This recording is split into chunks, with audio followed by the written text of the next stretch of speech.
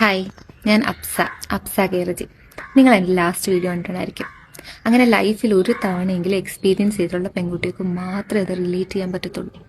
ഞാൻ എൻ്റെ ലൈഫിൽ നടന്നൊരു റിയൽ ഇൻസിഡൻറ്റ് വീഡിയോ ആയിട്ട് കാണിച്ചു. അതിൻ്റെ കമൻസിൽ ഫുള്ള് ഞാൻ റീച്ചിന് വേണ്ടിയിട്ടാണ്, ഞാൻ ഫോളോവേഴ്സിനെ കൂട്ടാൻ വേണ്ടിയിട്ടാന്നൊക്കെ പറഞ്ഞ് കുറേ കമൻസ്. ഒരു കാര്യം അറിയാത്ത റിയാക്ഷൻ വീഡിയോ ചെയ്ത കുറേ പേരുണ്ടല്ലോ, അവരെന്നോട് ഒരു തവണയെങ്കിലും ആ വീഡിയോയിൽ എന്തെങ്കിലും സത്യം ഉണ്ടോ എന്ന് ചോദിച്ചു. ഇല്ല, ചോദിക്കത്തില്ല. എന്താ? അവർക്ക് കണ്ടന്റ് വേണം.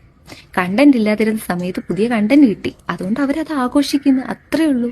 പിന്നെ വേറെ കുറെ പേര് ആ വീഡിയോ കണ്ട് ചോദിക്കുന്നുണ്ടല്ലോ, ഞാൻ റിയാക്ട് ചെയ്തില്ലെന്ന്. നിങ്ങൾ കണ്ടോ ഞാൻ റിയാക്ട് ചെയ്തോ ഇല്ലയോന്ന്? ഞാൻ നിങ്ങളെ കാണിച്ച കുറച്ച് സെക്കൻഡ്സ് വീഡിയോ മാത്രമേ നിങ്ങൾ കണ്ടിട്ടുള്ളൂ. ഞാൻ അയാൾക്ക് അവിടെ വെച്ച് കൊടുക്കേണ്ട റിപ്ലൈ കൊടുത്തിട്ടുണ്ട്. ഈ വീഡിയോ കണ്ടിട്ട് നിങ്ങൾ എന്നെ ജഡ്ജ് ചെയ്യാൻ വരണ്ട. പിന്നെ വേറെ കുറെ പേര് ചോദിക്കുന്നുണ്ട്, അയാൾ മാന്യമായിട്ടാണല്ലോ ഇരിക്കുന്നത്, അയാൾ ഒന്നും ചെയ്യുന്നില്ലല്ലോ എന്നൊക്കെ. ഇപ്പം എനിക്ക് തോന്നുന്നുണ്ട് അയാൾ പിന്നെ മാന്യനായിരുന്നു. എൻ്റെ കമന്റ് സെക്ഷനിലുള്ള കുറേ ആളുകളുണ്ടല്ലോ, അവരാ ഏറ്റവും വലിയ ക്രിമിനൽസ്. നമ്മൾ പേടിക്കേണ്ടത് അവരെയാണ്. ഞാനൊരു കാര്യം ചോദിച്ചോട്ടെ, നിങ്ങളുടെ അമ്മയ്ക്കോ പെങ്ങൾക്കോ നാളെ ഇതുപോലൊരു സിറ്റുവേഷൻ ഉണ്ടാവുമെന്ന് വന്ന് പറയുന്നു, അപ്പം നിങ്ങൾ ആദ്യം തെളിവ് ചോദിക്കുവോ? അതോ അവരൊന്നും പ്രതികരിച്ചില്ല എന്ന് പറയുമ്പോൾ നിങ്ങൾ എൻ്റെ പഴം വിഴുങ്ങിയിരുന്നേന്ന് ചോദിക്കുവോ?